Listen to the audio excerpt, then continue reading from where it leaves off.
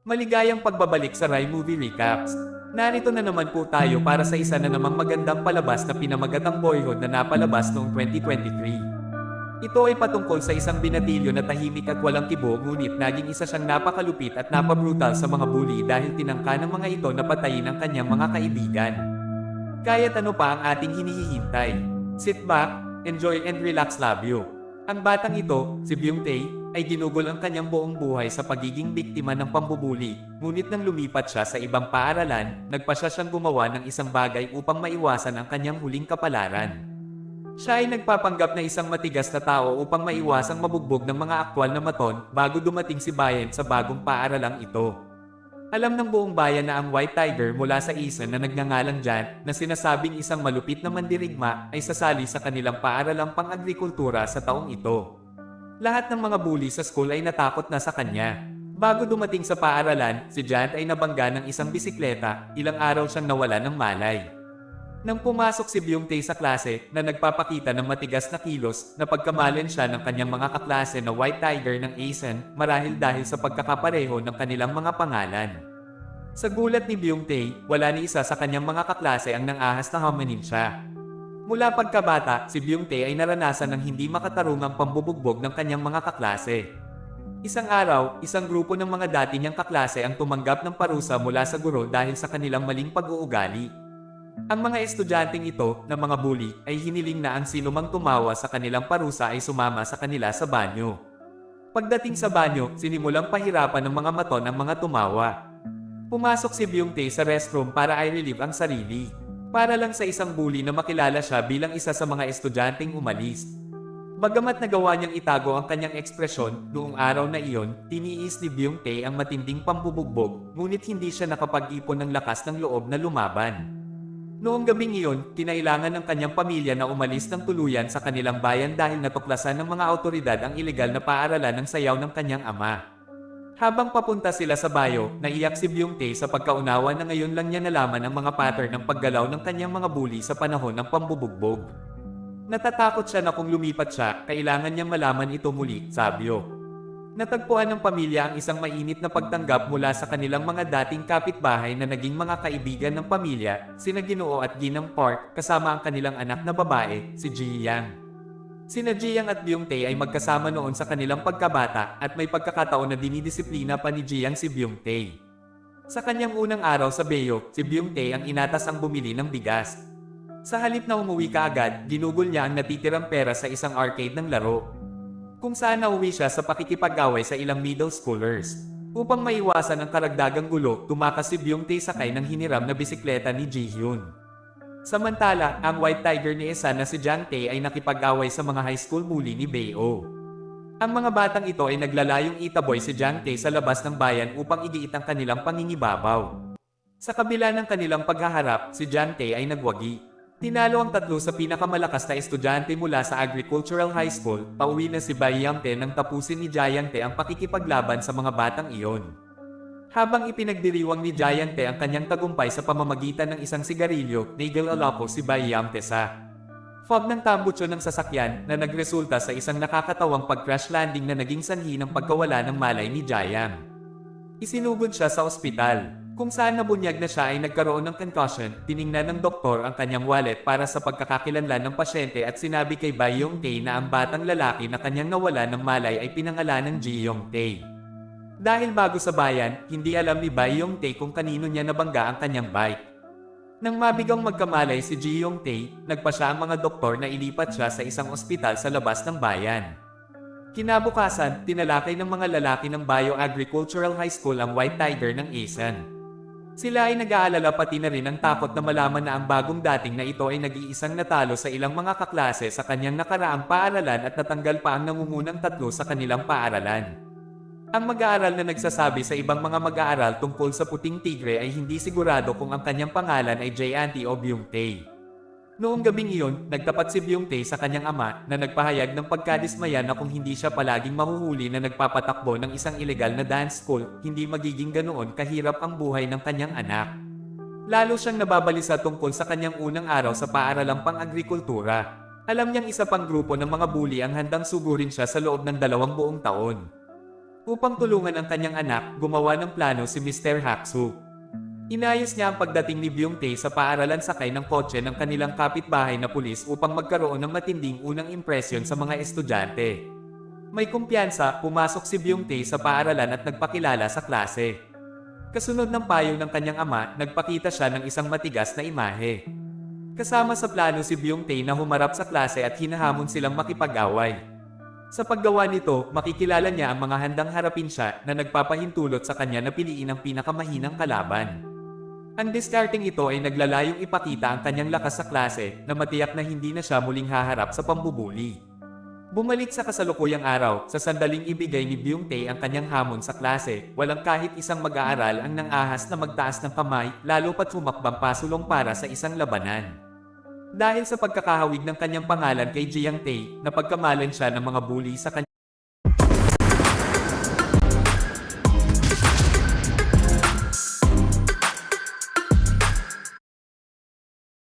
klase bilang White Tiger ng Asian na natatakot sa kanyang potensyal para sa karahasan. Pinipili nilang iwasang magalit sa kanya upang maiwasan ang anumang posibilidad na mabugbog. Ang mga bully sa klase ni Byung-tae ay nagpaalam sa kanilang pinuno, si Sheol-hong, na ang White Tiger ng Asian ay lumipat sa kanilang silid-aralan. Nang marinig ang pangalan, nagsimulang maniwala si Sheol-hong na si Byung-tae nga ang White Tiger. Sa oras ng pahinga, si Bryant ay nagtungo sa banyo na nakakaramdam pa rin ng panghihina ng loob na tila hindi gumana ang plano ng kanyang ama dahil hindi siya nagkaroon ng pagkakataong harapin ang pinakamahinang miyembro ng kanyang klase. Nagbitiw siya sa ideya na magpapatuloy siya sa pang-aapi hanggang sa graduation. Nawala sa kanyang pag-iisip, nagambala siya ng mga maton na pumapasok sa banyo. Habang papalapit sila sa kanya, nagpa siya si Byung-tae na iwan ang kanyang matigas na lalaki sa harapan at lumuhod, umaasang humingi ng tawad at umapela para sa pagpapaubaya. Bago pa makapagsalita si Byung-tae, lumuhod na rin ang mga bully, sa pag-aakalang gumagawa siya ng isang uri ng ritual ng karate. Mainit na sinalubong ng Sheol-hong si Byung-tae sa kanilang agricultural high at iniimbitahan siya sa isang welcome party pagkatapos ng klase. Sinusubukang maging palakaibigan. Inabot ni Sheol-hong upang tapikin siya sa balikat.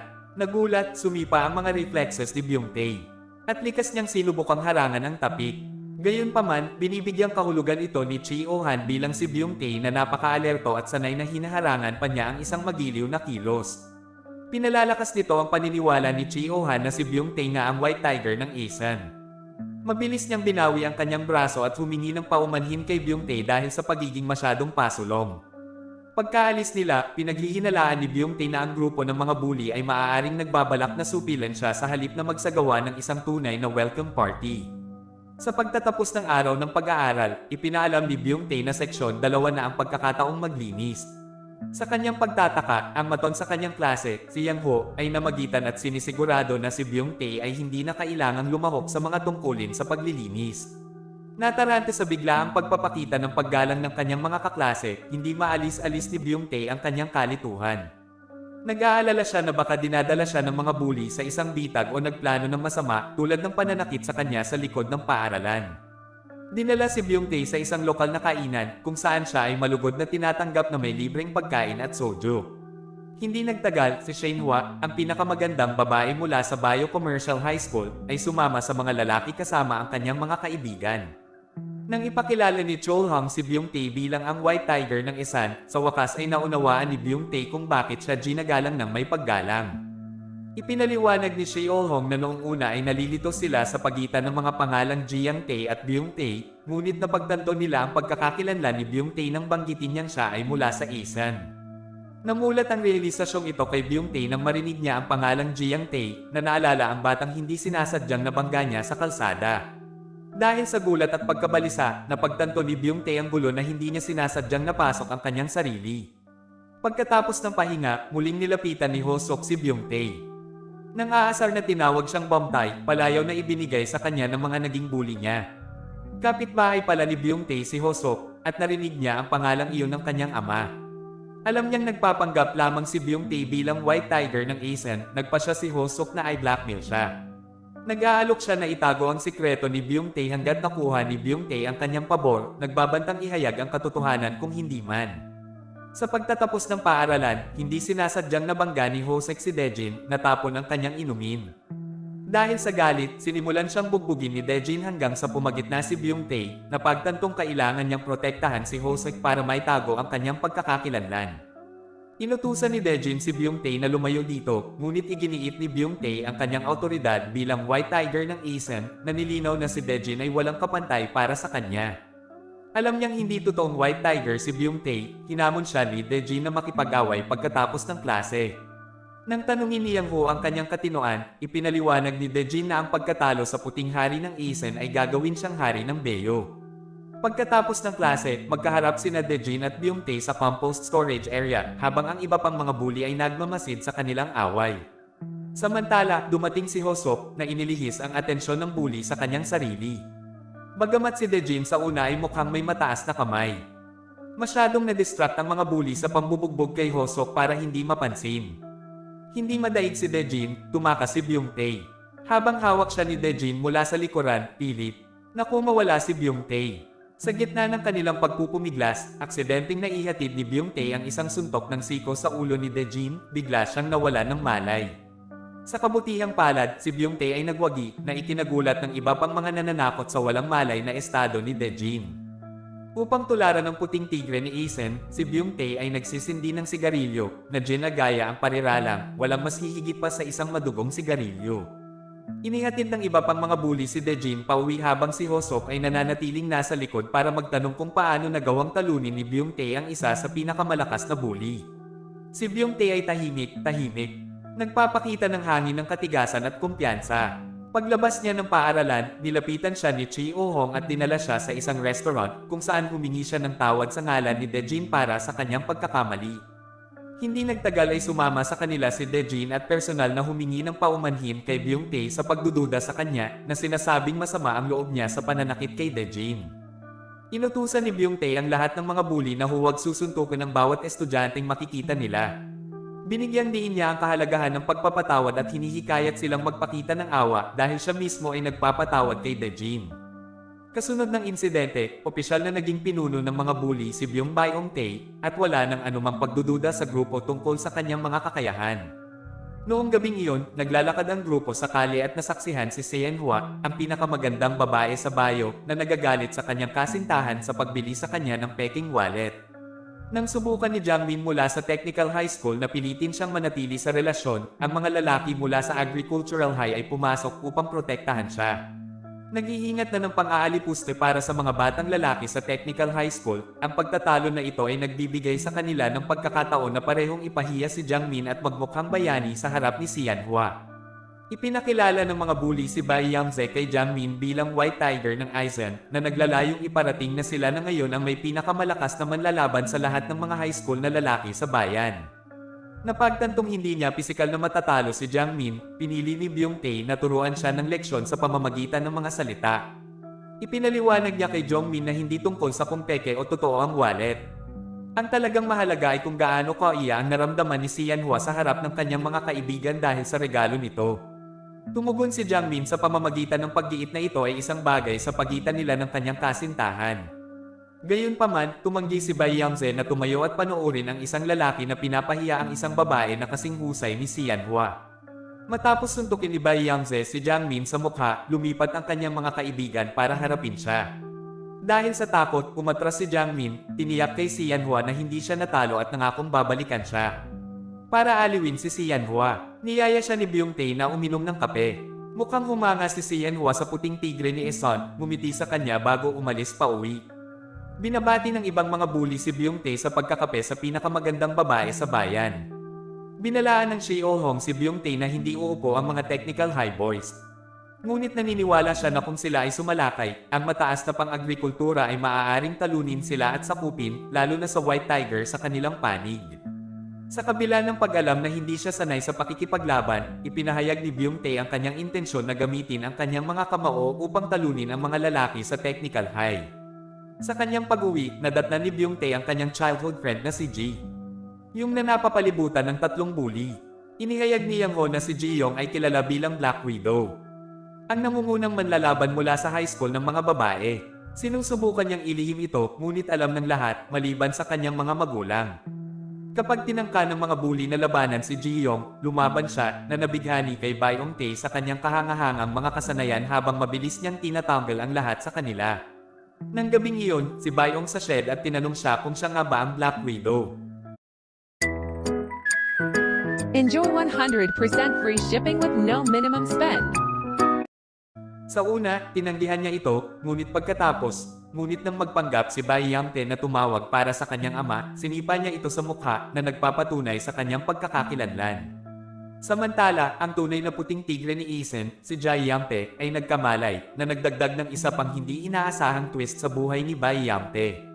Kinabukasan, nilapitan ni Zhang Min si Xianhua sa labas ng Girls High School kung saan nakiusap siya sa kanya na ibalik siya.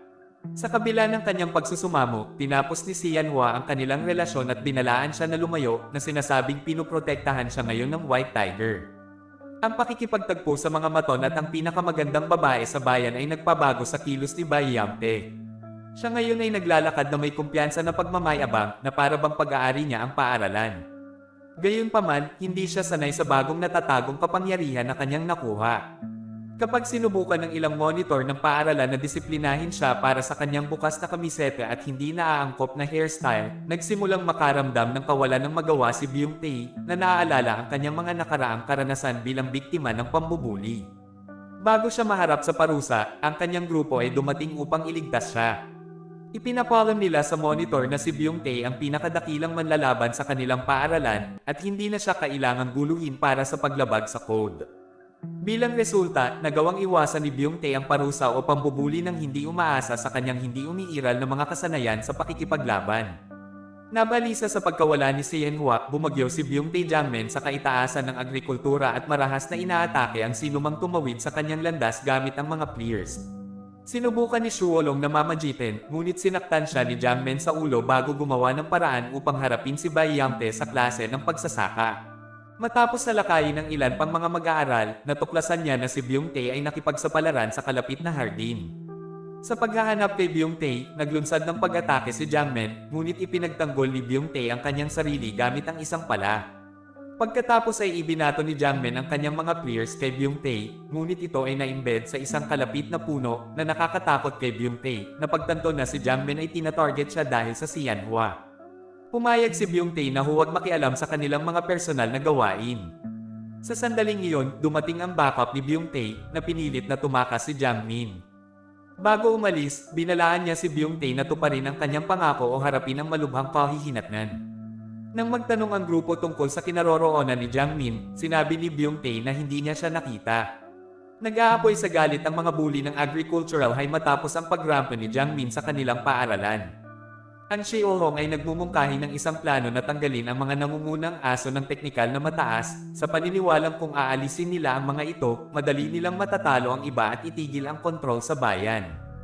Ang pinakakakilakilabot na kalaban sa kanila ay ang Triangle, na kilala sa paggamit ng isang tatsulok na kasangkapan upang pahirapan ang kanyang mga biktima. Inatasan ni Shuhan si Bai Yong-tae sa gawain ng pagharap sa Triangle habang tina-target niya at ng iba pang miyembro ang natitirang dalawang nangungunang aso, sina Zhang Min at Monkey Wrench. Kapag natalo na nila sila, hihina ang technical high na ginagawang mas simple na talunin ang kanilang mga sidekicks. Habang nababalitaan ni Byung-tae ang tungkol sa kalupitan ni Triangle, ang mukha ng tigas na pinananatili niya ay gumuho na nag-iiwan sa kanya na walang magawa tungkol sa kanyang hinaharap. Sa silid-aralan, habang nawawala sa kanyang pag-iisip si Byung-tae, tinawag siya ng guro, hinahanap ang kanyang atensyon para sa nagpapatuloy na lecture.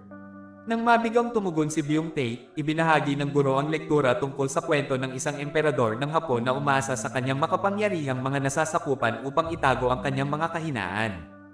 Ang emperador ay palaging nasa panganib na malantad ang kanyang kahinaan, ngunit dahil malakas ang kanyang mga kampon, ginamit niya ang kanilang kapangyarihan upang manalo sa digmaan laban sa ibang mga bansa. Ang salaysay na ito ay pumukaw ng ideya sa isip ni Byung-tae tungkol sa paghawak sa sarili niyang sitwasyon. Pinipilit niya ang mga lalaki ng kanyang paaralan na maglunsad ng isang coordinated attack sa technical high.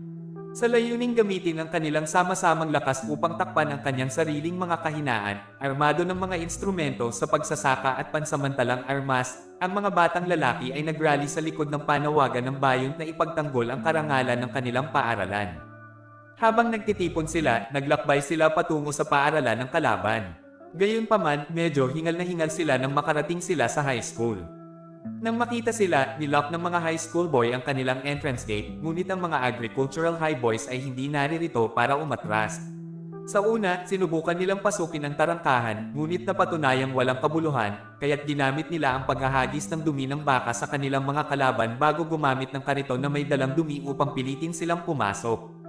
Isang matinding labanan ang naganap sa pagitan ng dalawang grupo kung saan ang mga mataas na kabataang pang-agrikultura ang nangunguna salamat sa kanilang sorpresang pag-atake.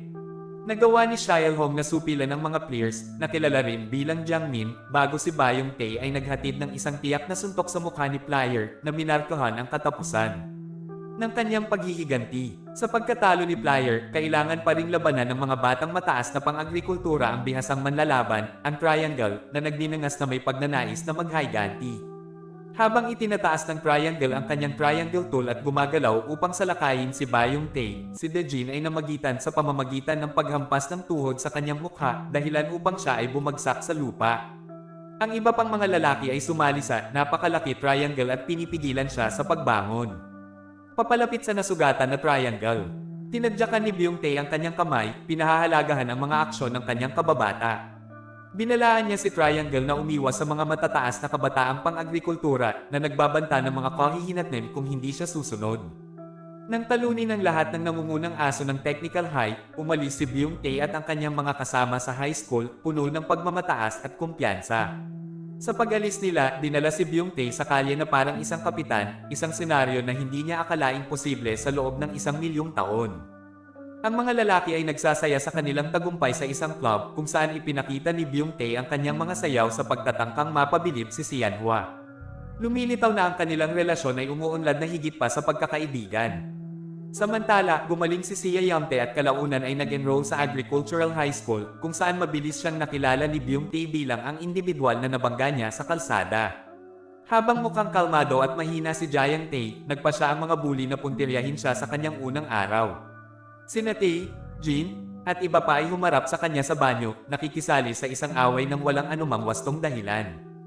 Habang hawak nila siya sa kwelyo, pumagitna si Bayong Tae na nagutos sa kanila na itigil ang kanilang pambubuli sa isang bagong estudyante. Sa kaibuturan, hinala nila na si Jiang Tae ay maaaring ang White Tiger ng Aizen. Upang kumpirmahin ang kanyang mga hinala, sinimulan siyang pagmasdan ni Bayang Tae. Nang maglaon, habang papasok si Jiang Tae sa isang panaderia, sumunod si Bayang Tae at nagpanggap na isang customer.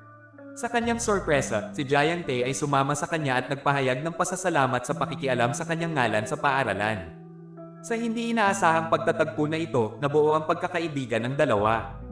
Gayunpaman, sa pag-alis nila sa panaderia, nakaharap sila ng mga lalaki sa Technical High na balak na sunduin si Byung Tae at turuan siya ng leksyon. Sa eskinita, pinagbantaan ng mga Technical High boys si Byung Tae, ngunit kapag sinubukang makialam ni Jiang Tae, siya ang naging target ng kanilang pang-aapi. Hindi makayanin ang kahihiyan, lumaban si Jiang Tae, mabilis na ibinaba ang players gamit ang ilang mahusay na pagkakalagay na suntok. Matapos mawalan ng kakayahan ng isa pang miyembro ng Technical High Group, itinakda niya ang kanyang mga tingin sa isang tatsulok. Natumakas sa takot matapos masaksihan ang kanyang mga kaibigan na nalulupig ni Jiang Tae. Kasunod ng away, hinarap ni Bayong Tae si Jiang Tae, tinanong kung siya nga ba ang White Tiger ng Asian. Lumilitaw na nalilito si Jiang Tae sa pagtatanong. Ibinunyag niya na dahil sa kanyang pinsala sa ulo, nahihirapan siyang alalahanin ang higit pa sa ilang pira-pirasong alaala. Nagiging malinaw na wala siyang maalala sa kanyang mga aksyon sa high school o ang insidente sa kalsada. Kinabukasan, hinihiling ng mga maton ang iba pang mga lalaki, iginiit na magbayad sila ng 2,000 isa bawat isa.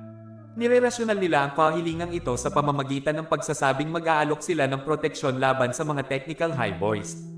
Sa pagkilala sa pinansyal na stress na idinudulot nito sa karamihang mahihirap na mag-aaral sa mataas na agrikultura,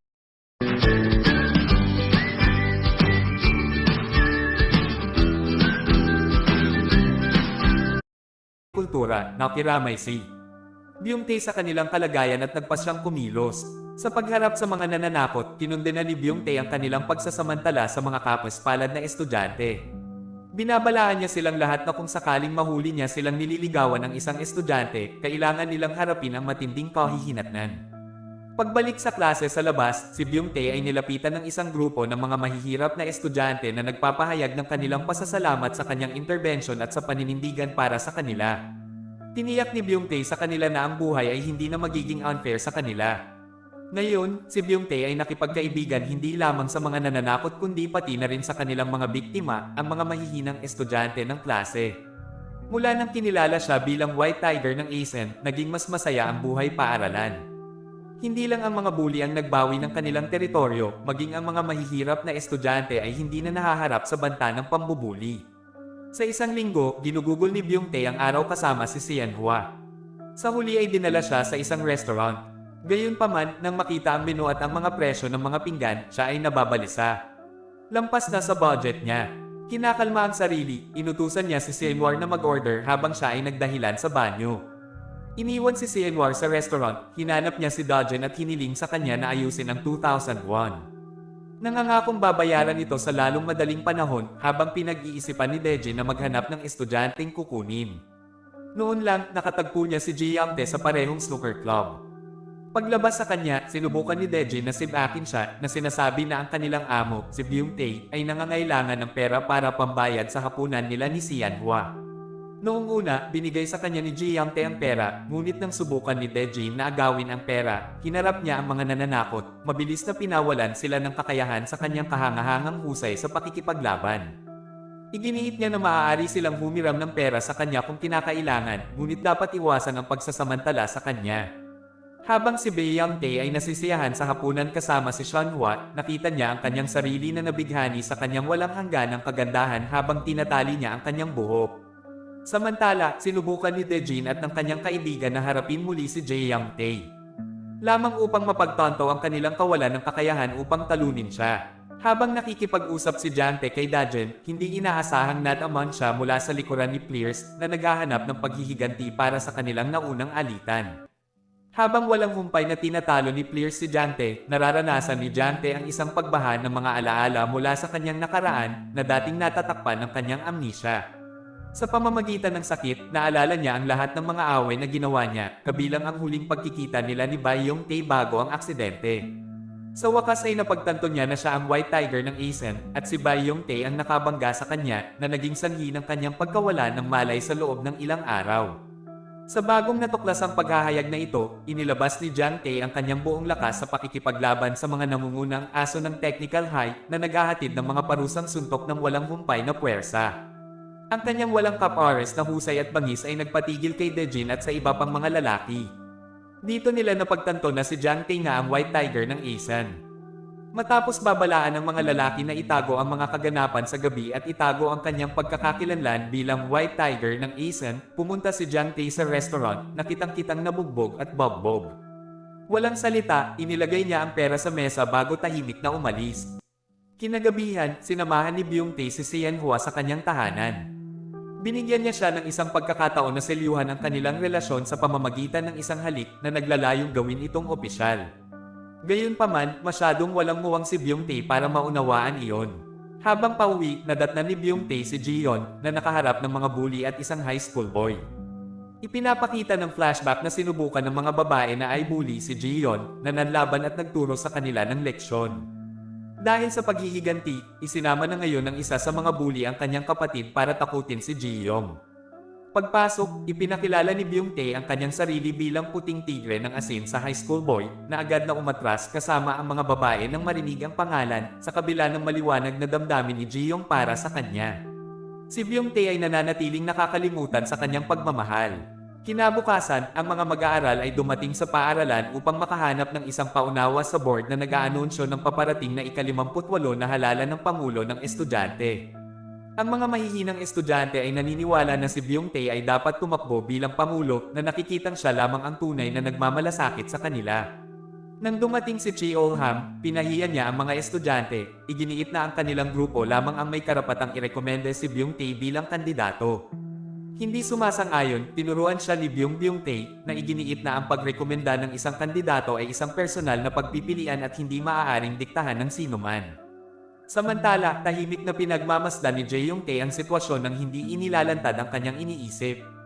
Pagkatapos ng paaralan, nakilala niya si Sehyon sa labas ng high school ng mga babae at binigyan siya ng ilang espesyal na tinapay mula sa kanyang panaderya.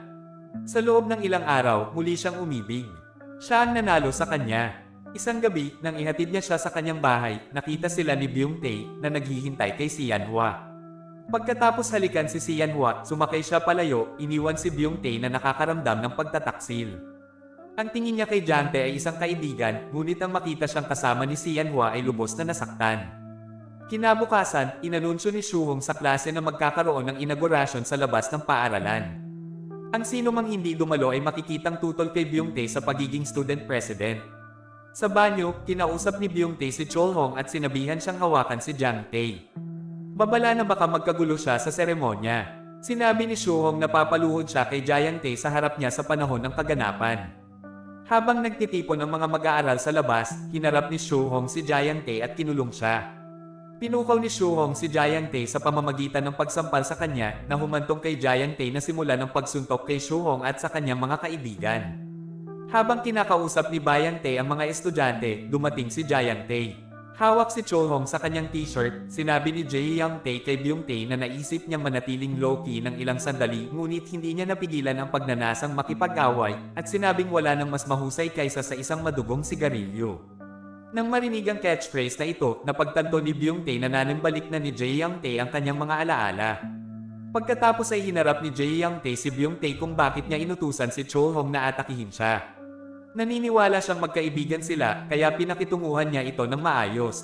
Sumagot si Bayong-tae na ito ay dahil kinuha ni Chiang-tae si Sian-hwa mula sa kanya.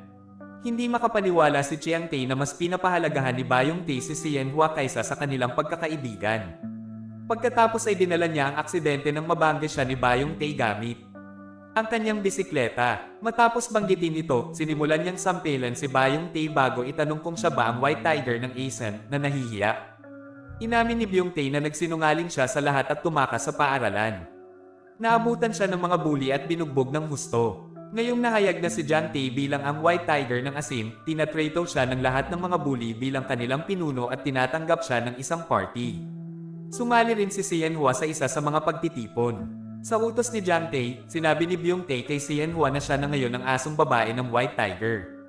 Galit kay Byung-tae dahil sa pagsisinungaling, sinampal siya ni Jang Sian-hwa.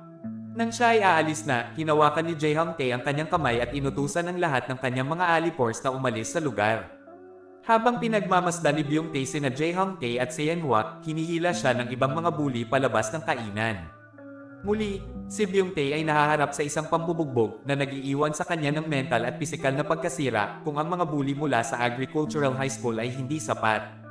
Hinarang siya ng mga nangungunang aso mula sa Technical High sa kalye at binugbog siya.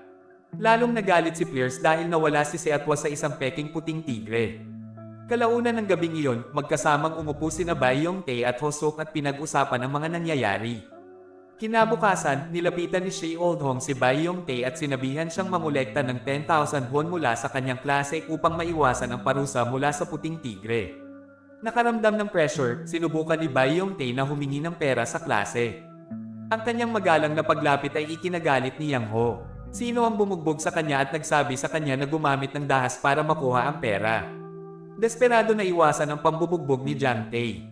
Inutusan ni Byung-tae si Hosok na bigyan siya ng 1,000 won. Nang tumanggi si Hosok, sinampal ni Byung-tae ang kanyang kaibigan, sinunod ang payo ni Yeon-ho. Isang away ang sumiklab sa pagitan nila. Si Byung-tae ay tila dinaig ni Hosok na walang humpay na sumuntok sa kanya at sinakal siya nang malapit nang umalis si Hosok. Bumangon si Byung-tae at hinampas siya ng upuan sa ulo at tumba siya sa lupa. Na-hospital si Hosok. Nais ng kanyang ina na magsampa ng ulat sa pulisya, ngunit hinikayat siya ni Hosok na huwag. Humingi ng paumanhin ang mga magulang ni Byung-tae sa pamilya ni Hosok at nag-alok sa kanila ng kabayaran. Humingi ng tawad si Byung-tae kay Hosok sa kanyang pagkakamali at pinatawad siya ni Hosok. Sa pagkaunawa na ang kanyang kaibigan ay nasa ilalim ng mental strain at hindi ibig sabihin na saktan siya, ang mga kaibigan ay nagkasundo, lumuha sa hindi inaasahang pagliko ng kapalaran. Nang gabing iyon, sinabihan ni Jang-tae si Byung-tae na ilipat ang kanyang sopa sa likod ng banyo ng paaralan kinaumagahan. Pagkasabi nito, umalis siya kasama ang kanyang mga alipors, iniwan si Byung-tae na mag-isa sa mabigat na pagbubuhat. Nang makita siya ni Jiang na nahihirapan, nag-aalok siya na tulungan siya. Habang naglalakad sila, hinihimok ni Jiang si Bayont na kumilos patungkol sa kasalukuyang sitwasyon na sinasabi sa kanya na itigil ang pagpayag sa sarili na bugbugin sa lahat ng oras. Dahil sa pagkabigo sa pananahimik ni Bayont, iniwan niya ito sa gitna ng kalsada at umuwi, nag-aalala sa kapakanan ng kaibigan. Hinarang niya si Jiang Tae sa isang eskinita at sinabi sa kanya na hindi siya manlalaban kundi isang bully na hindi magtatagal sa bayang ito. Naniniwala siya na kung ang mga makapangyarihan ay hindi magkakaroon ng respeto, sila ay tuluyang mapatalsik, kasama si Jiang Tae. Iniinsulto siya ni Jiang Tae na sinasabing ang tunay na paggalang ay nagmumula sa kapangyarihan na kanyang tinataglay. Para turuan siya ng leksyon, mabilis siyang sinipan ni Jiang sa singit at pagkatapos ay na-headbutt siya na nawalan ng malay. Bago ang bukang liwayway, nagawa ni Bayong Tae na ilipat ang sopa sa likod ng banyo ng paaralan. Saglit na nakaupo sa sopa, nagtataka siya kung bakit napaka-challenging ng kanyang buhay. Sa panahon ng pahinga, sumali si Bayong Tae sa grupo at iminumungkahi kay Jiang Tae na dapat siyang tumakbo bilang presidente ng estudyante. Kumbinsido sa ideya, inirehistro ni Jiang Tae ang kanyang sarili bilang isang kandidato para sa paparating na halalan. Pagkatapos ng klase, tinanong siya ng mga kaibigan ni Bayang Tae kung bakit niya isinuko ang pagkapangulo kay Jiang Tae. Ipinaliwanag ni Bayang Tae na kung magiging presidente si Jiang Tae, kailangan niyang magpakita ng klase. At kapag may klase na siya, magsisimula siyang mag-asal na parang klase na tao. Kaya naman, hindi na niya ibubuli o kikikil ang mga estudyante tulad ng dati. Sa araw ng botohan, tinawagan ng punong guro si Byung Tae para sa kanyang pangako sa electoral. Dahil alam niyang malamang na hindi siya mananalo, nananatiling tahimik si Byung Tae at pinapayuhan lamang ang mga estudyante na bumoto sa sino mang pipiliin nila. Sa kanyang pangako, sinabi ni Cho Young Tae sa mga estudyante na kung manalo siya, gagawin niya ang gusto niya. Pagkatapos ng mga talumpati, bumoto ang mga mag-aaral at itinatala ng mga guro ang mga resulta. Inanunsyo ng punong guro na si Byung Tae ay nanalo sa halalan at ngayon ay ang ika-58 na presidente ng estudyante ng mataas na paaralan ng agrikultura. Si Cho Young Tae at ang kanyang mga tagasunod, tiwala sa tagumpay, magsimulang magdiwang ng hindi man lang naririnig ang pangalan. Si Bai Yong Tae at ang kanyang mga kaibigan ay masyadong dismayado sa kanilang hindi inaasahang panalo. Biglang nag-echo ang pangalan ni Bai Yong Tae sa isip ni Shea Oh-han. Upang kumpirmahin, hinihiling niya sa punong guro na ulitin ang pangalan ng nanalo. Napagtanto ng buong paaralan na nanalo si Bai Yong Tae sa halalan. Sinimulan ng mga kaibigan ni Bai Yong Tae na bigkasan ang kanyang pangalan habang si Jiang Tae ay nakaupo sa entablado na hindi makapaniwala. Dahil sa kahihiyan, brutal na binugbog ni Jiang Tae si Bai Yong Tae noong gabing iyon. Naniniwala siyang hinikayat siya ni Byung Tae na tumakbo bilang presidente para lang ipahiya siya sa harap ng paaralan. Nauspito si Byung Tae dahil sa tindi ng pambubugbog. Ang mga awtoridad ng paaralan ay namagitan at nag-alok ng kabayaran sa ama ni Byung Tae. Ngunit si Mr. Hatsu ay masyadong galit para tanggapin ito. Pakiramdam niya ay pantay lang sila kung matalo niya si Jiang Tae sa paraang pananakit ni Jiang Tae sa kanyang anak. Habang naghahanda siyang lumaban, lumuhad ang ina ni Jiang Tae, humingi ng tawad kay Mr. Hatsu at nagmamakaawa sa kanya na patawarin ang kanyang anak. Pinipigilan ng kanyang aksyon si Mr. Hatsu na palakihin pa ang sitwasyon. Nang maglaon, sabi niya, binisita ni Jiyong si Bayong Tae sa ospital at inilabas ang kanyang pagkadismaya sa kanya dahil sa hindi niya pagkilos at basta na lang sumabay sa agos. Nang may luha sa kanyang mga mata, hinimok niya si Bayong Tae na gawin ang hindi magagawa ng iba. Sumagot si Bayong Tae na ginawa niya ang lahat ng kanyang makakaya. Binayaran pa niya si Jiyong Tae sa takdang oras, kaya siya ang naging presidente. Frustrated na hindi pa rin maisip ni Bayong Tae kung ano ang gagawin sa sitwasyong ito, sinabi ni Jiyong sa kanya na dapat na lang siyang mamatay. At padubog siyang lumabas ng silid, naiwan si Byung Tae na nalilito. Kinabukasan, nilapitan ni Hosok si Byung Tae sa ospital at ipinaalam sa kanya na plano ni Dejin at ng kanyang kaibigan na ipaalam sa pulisya ang tungkol kay Mr. Illegal na dancing school ng Haksu. Bago pa makakilo si Byung Tae ay naaresto na ang kanyang ama. Sumama si Byung Tae kay Dejin sa snooker club at inatake ang mga nananakot gamit ang isang kahoy na bar. Ngunit natalo siya at bumagsak sa lupa. Bago umalis, sinabihan ng mga bully si Byung Tae na kausapin ang White Tiger dahil siya ang nag-utos sa kanila na gawin ang trabaho. Si Byung Tae ay nagtitiis ng lahat ng pang-aapi ng mag-isa, ngunit nang ang kanyang Join Delta Force now. Immerse yourself realistic graphics and intense battles in the attack defense mode. mga magulang ay tina-target, sa wakas ay nagpasya siyang kumilos. Pinuntahan niya si Ji-young, lumuhod at nakiusap na turuan siya kung paano lumaban. Matagal nang gusto ni Ji-young na gawin niya ito, kaya hindi siya nag-aksaya ng oras sa pagsisimula ng kanyang pagsasanay. Pagkatapos ng isang buwan ng pagsusumikap, handa na si Byung-tae na mag-higanti. Gayunpaman, alam niyang hindi niya matatalo ang lahat ng mga nananakot ng sabay-sabay kahit na sa kanyang mga bagong natuklasang kasanayan. Kaya, nagpasya sila ni Ji-young na ibaba sila isa-isa. Ang una nilang target ay si Yang Ho. Sumama sa kanya si Bayan sa Tiboki Cart at pinuna ang mga may-ari na nagluluto para makaabala sa kanya at makabili ng oras. Nang dumaan si Pleers at ang kanyang kasintahan, kumuha si Bayan ng isang rice cake at ibinato ito sa Pleers na tila kasalanan ni Yan Ho. Nagudyok ito ng away sa pagitan ni Yan Ho at Pleers kung saan ginagamit ni Yan Ho ang kanyang bilis para mapatomba ang kanyang kalaban. Pinagmamasdan sila ni Ji-young at Bayan mula sa malayo upang matukoy ang pangunahing lakas ni Yan Ho. Habang nagsasanay ang BTE para sa laban, pinayuhan siya ni Ji-young na i-target ang mga binti ni Yang Ho. Ipinaliwanag niya na dahil umaasa si Yang Ho sa kanyang bilis, ang pagkakasugat sa kanyang mga binti ay magpapahina sa kanya ng husto. Pagkatapos ay tinuturuan ni Ji-young ang BTE kung paano i-corner si Yang Ho at gamitin ang diskarte upang mapinsala ang kanyang mga binti sa susunod na gabi. Ang BTE ay nagsusuot ng asul na maskara na gawa ni Ji-young at hinarang ang bata kung paano siya naglalakad pa uwi. Ipinakilala ang kanyang sarili bilang ang Blue Dragon, inanyayahan niya si Yang Ho sa isang labanan. Sa unang laban na ito, si Bai Yong-tae sa una ay tila nalulupig. Gayunpaman, ipinatawag ang lahat ng kanyang lakas, naalala niya ang mga tagubilin ni Ji-young at tina-target niya ang mga binti ni Yang Ho. Pag-corner sa kanya, paulit-ulit niyang hinampas ang binti ni Yang Ho hanggang sa mabali ito. Nang matapos iyon, umalis na siya sa eksena. Iniwan si Yang Ho na bali ang paa. Kahit na natalo ni Bai Yong-tae ang isang bully, nakaramdam siya ng sama ng loob dahil alam niya kung ano ang pakiramdam ng mabugbog. Inaaliw siya ni Ji-young na sinasabi na kailangan niyang bugbugin ang mga lalaking iyon para sa kapakanan ng kanyang mga kaibigan at pamilya na kailangang makita siyang nakahop sa lahat ng oras.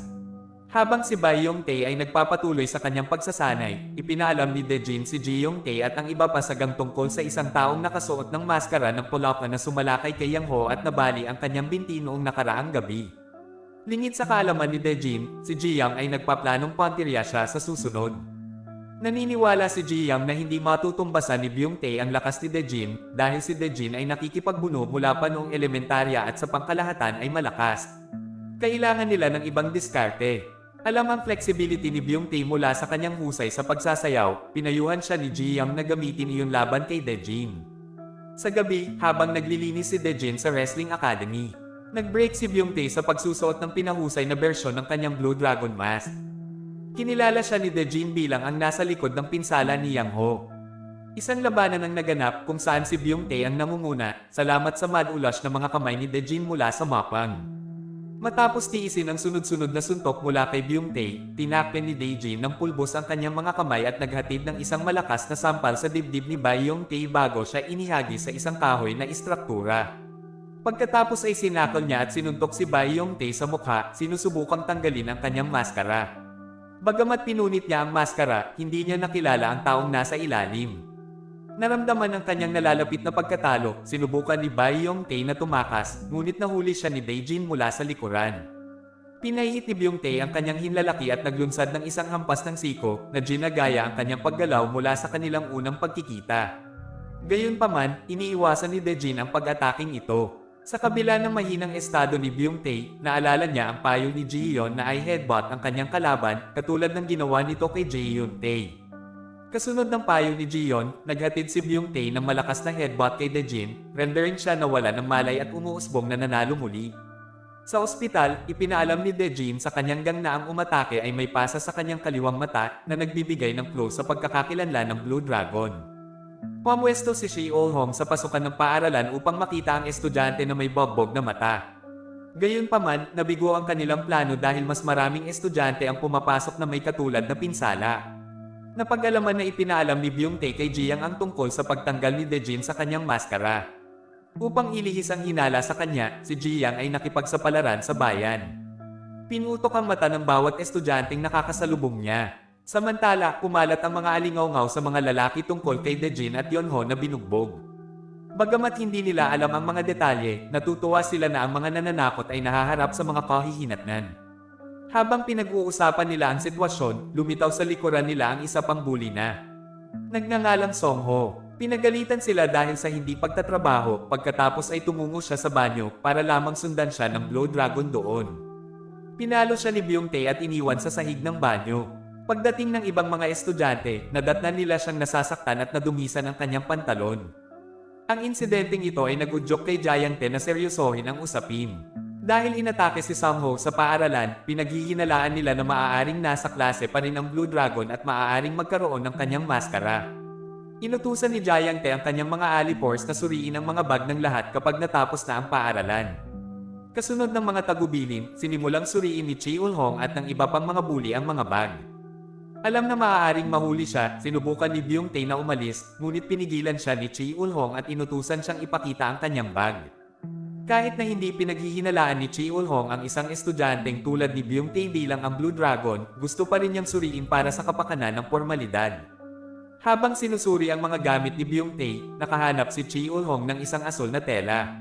Sa paghihinalang ito ay ang maskara ng Blue Dragon, inilabas ito ni Byung-hee at natuklasan lamang na ito ay isang napkin. Sa kabila ng hindi kinilala bilang Blue Dragon, nahaharap pa rin si Byung-tae sa isang pambubugbog. Ang flashback ay nagpapakita na nasaksihan ni Ho-suk si Byung-tae na lumabas ng banyo na may asul na maskara.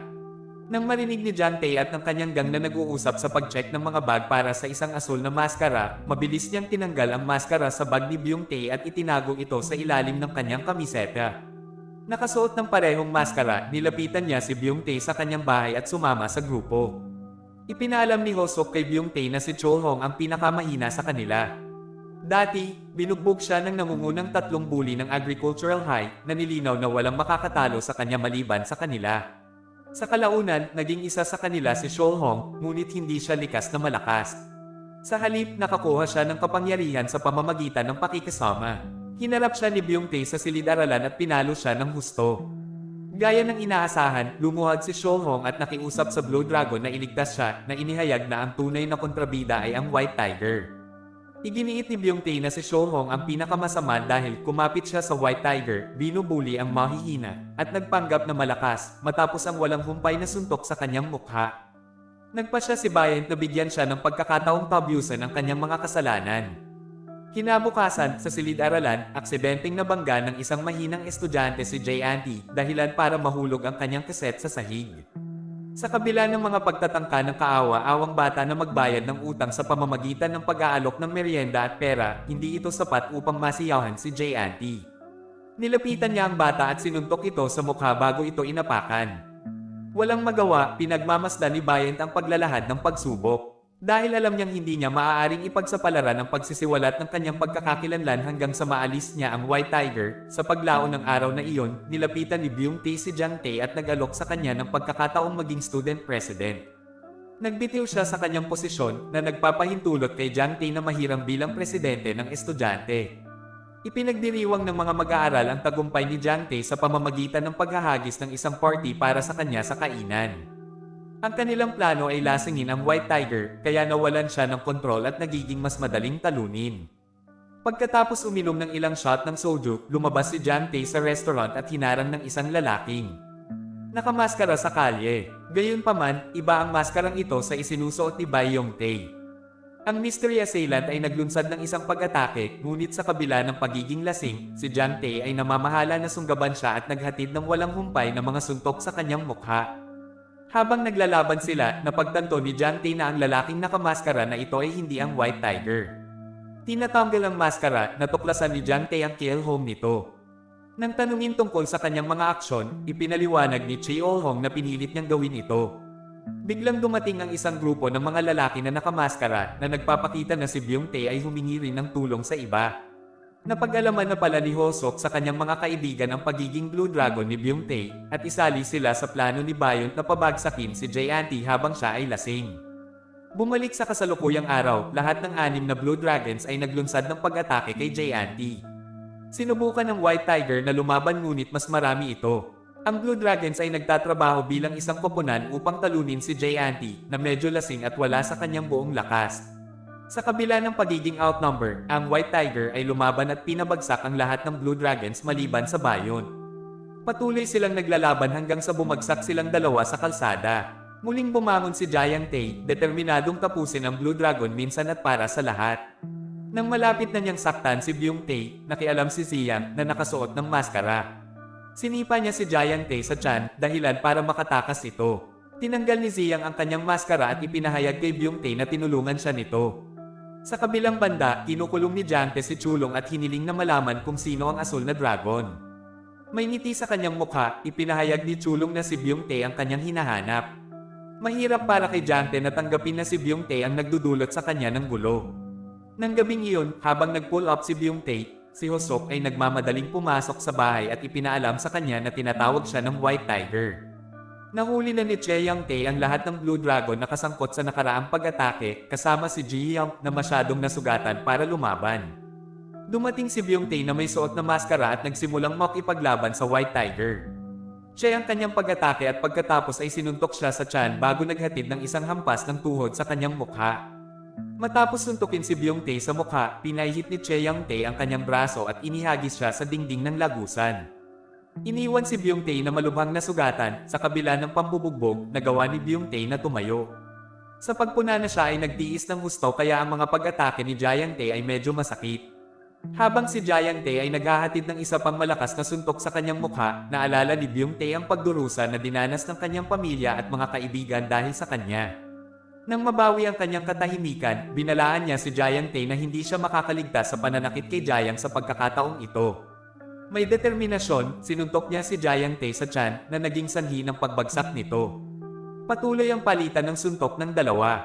Nihandang sumuko. Sa wakas, itinulak ni Ayung Tae ang White Tiger palayo at naghatid ng isang hampas ng siko sa kanyang ulo na naging sanhi ng kanyang pagbagsak. Pagkatapos ay walang tigil niyang sinuntok si Jeyong Tae sa mukha hanggang sa duguan at mabugbog ang mga kamay nito. Sa halip na sundin, si Byung Tae ay kumuha ng isang piraso ng kahoy na troso at naghanda upang durugin ang kamay ni Jeyong Tae gamit ito. Gayunpaman, nakikita niya ang kanyang sarili na hindi ito magagawa. Tinanggal niya ang kanyang maskara, binalaan niya si Jeyong Tae na kung mangyari muli ang ganitong bagay, dudurugin niya ang kanyang mga paa upang hindi na siya makalakad muli. Ipinakita kay Giant Tae ang lasa ng sarili niyang gamot, binuhat ni Byung Tae si Jain para iuwi siya at gamutin ang kanyang mga sugat. Kasunod ng laban, si Byung Tae ay naging bayani ng lahat ng mahihina at kapwas-palad na mga estudyante. Sa kauna-unahang pagkakataon, masaya siyang pumasok sa paaralan kasama ang mga kaibigan na sumuporta sa kanya noong mas kailangan niya sila. Sa halip na ibukod ang mga nananakot, tinanggap sila ni Byung Tae at ng kanyang mga kaibigan sa kanilang grupo. Sa pagbibigay sa kanila ng pagkakataong magbago para sa ikabubuti, ganyan ang pagbabago ni Bayon mula sa zero tungo sa isang bayani sa panahon ng paghihirap at pagdurusa na nagpabago sa kanyang buhay magpakailanman.